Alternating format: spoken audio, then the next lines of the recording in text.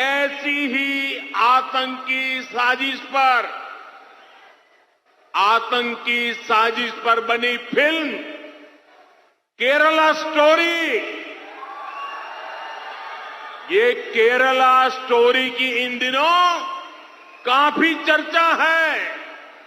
कहते हैं केरला स्टोरी सिर्फ एक राज्य में हुई आतंकवादियों की छद्म नीतियों की साजिशों पर आधारित है। देश का इतना खूबसूरत राज्य, जहां के लोग इतने परिश्रमी और प्रतिभाशाली होते हैं, उस केरला के में चल रही आतंकी साजिश का खुलासा ये केरला स्टोरी फिल्म में, केरला फाइल्स फिल्म में खाना जंगी हो रही है, मगर हमारे भारत के प्रधानमंत्री कर्नाटका में आकर जनता से अपील कर रहे हैं कि वो जो केरला में पिक्चर बनाई गई उसकी तायीद में प्रधानमंत्री अपने भाषण में बात कर रहे हैं। हम देश के प्रधानमंत्री से ये रिक्वेस्ट करना चाह रहे हैं कि प्रधानमंत्री, कर्नाटका का चुनाव जरूर है, मगर पाकिस्तान से आतंकवादी आकर हमारे 5 सिपाहियों को उनकी जान ले लिए।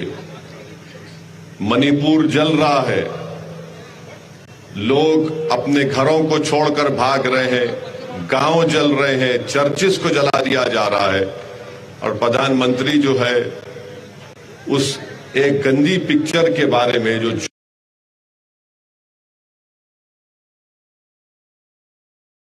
चुनाव में कर रहे हैं।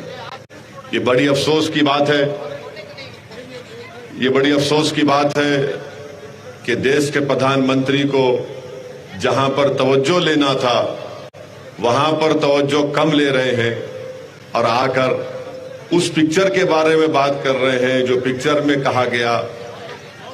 भाई साहब रुक जाइए ना। केरल के 32,000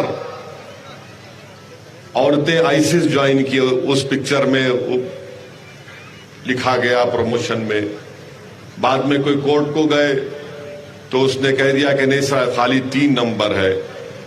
हम देश के प्रधानमंत्री से पूछना चाह रहे हैं, अगर कोई पिक्चर फैक्ट पर बनाई गई है तो खुलकर कहो फैक्ट पे बनाई गई।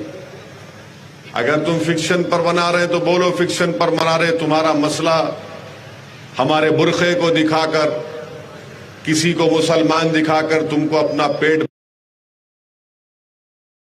बना है, तो फिर याद रखो लोग उसको मुस्तरद कर देंगे।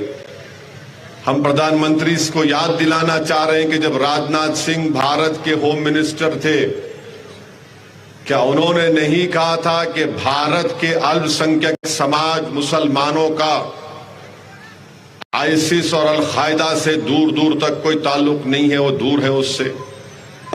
क्या खुद भारत के प्रधानमंत्री नरेंद्र मोदी ने नहीं कहा था कई बैनुल अक़वामी फोरम पर?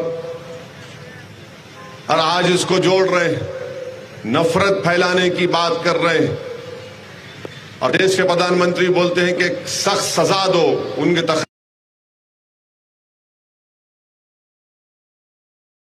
दीजिए। क्या सजा देना चाहिए? कौन सी सजा देना चाहिए?